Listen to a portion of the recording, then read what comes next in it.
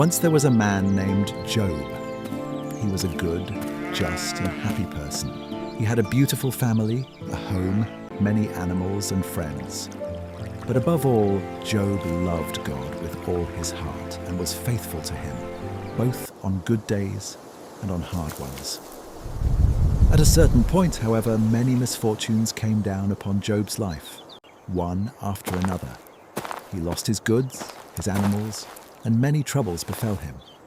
In a short time, that man who had everything found himself having lost almost everything. He had become poor and even fell ill in his body.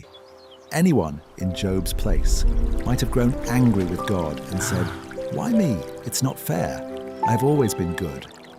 And in fact, Job was in pain and he wept and he asked many questions. But in spite of everything, he did not stop believing in God and he did not curse him. Some friends came to visit him. At first, they stayed near him in silence, and that was the right thing to do. But then, they began to say wrong things to him.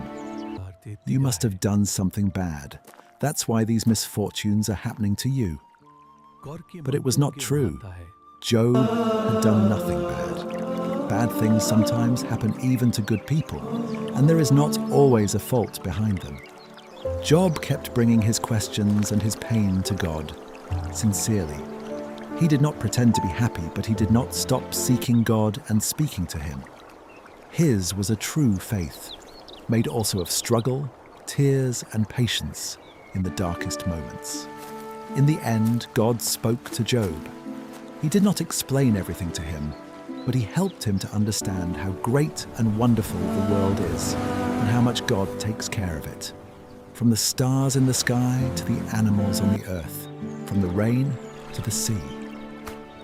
Job understood that even when we do not understand the why of things, we can still trust that God is greater and knows things we do not see.